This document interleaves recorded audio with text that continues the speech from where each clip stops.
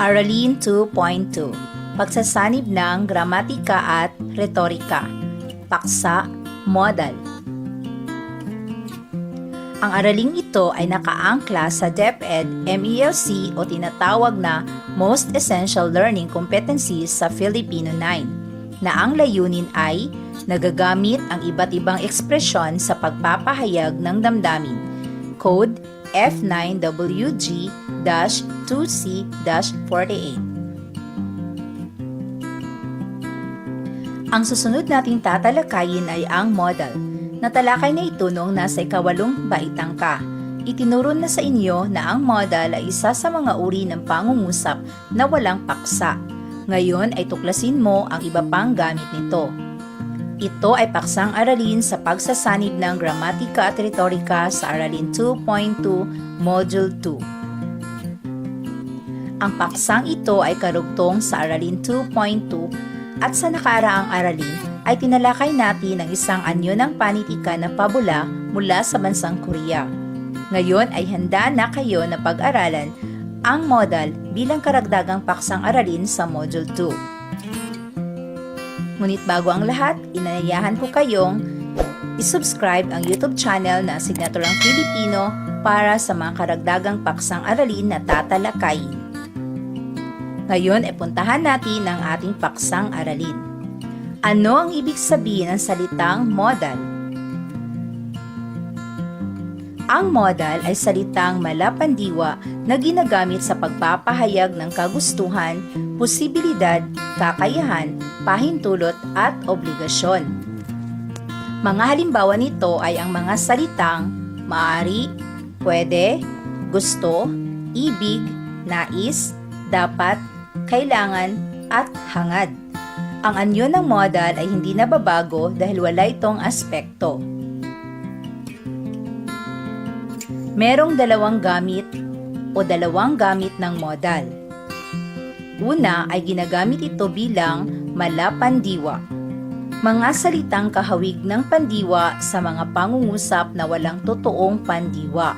Ulitin ko, mga salitang kahawig ng pandiwa sa mga pangungusap na walang totoong pandiwa. Halimbawa, gusto ko ang damit mo. Hangad ko ang iyong tagumpay. Tandaan, walang totoong pandiwa ang mga pangungusap na ito. Ang mga modal na gusto at hangad ay nagpapahiwatig ng malapandiwa. Ikalawa, ginagamit bilang panuring na may kahulugan tulad ng pandiwa. Ito ay pantulong sa pandiwa na nasa anyong pawatas. Halimbawa, gusto niyang maglakbay muli. Ibig ng kuneho na makaahon sa hukay. Ang salitang gusto ay nagbibigay turing sa salitang maglakbay ng isang pandiwang nasa anyong pawatas. Ang salitang ibig ay modal na nagbibigay turing sa salitang makaahon na isang pawatas.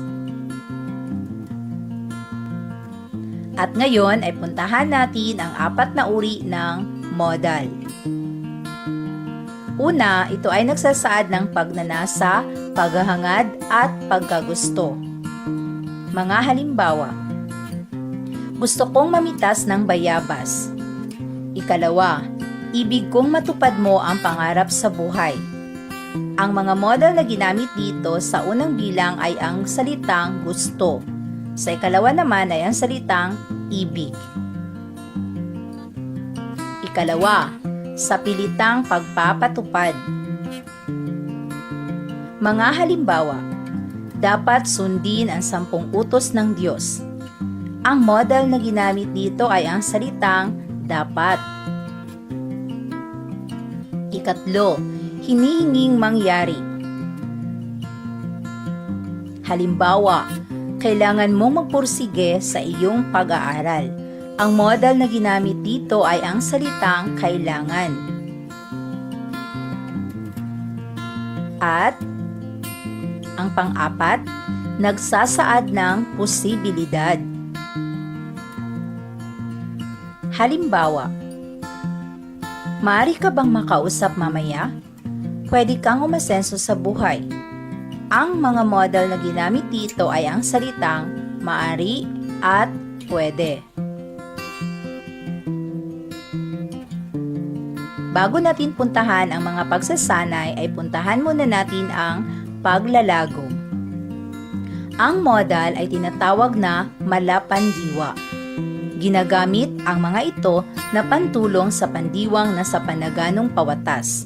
Ang mga ito ay ginagamit bilang panuring na may kahulugang tulad ng pandiwa. Ang modal ay mga pandiwang hindi nagbabago, limitado kapag binanghay o walang aspekto. Mga gamit ng modal. Ito ay ginagamit bilang malapandiwa at ginagamit bilang panuring na may kahulugan tulad ng pandiwa. At mga uri ng modal. Una, nagsasaad ng pagnanasa, paghahangad at pagkagusto. Ikalawa, sa pilitang pagpapatupad. Ikatlo, hinihinging mangyari. At pang-apat, nagsasaad ng posibilidad. Ngayon ay puntahan natin ang mga pagsasanay. Unang pagsasanay, ang mga panuto o ang panuto. Dugtungan ang mga pangungusap upang mapalawak ang kaisipang naisipabatid. Isulat ang sagot sa sagotang papel.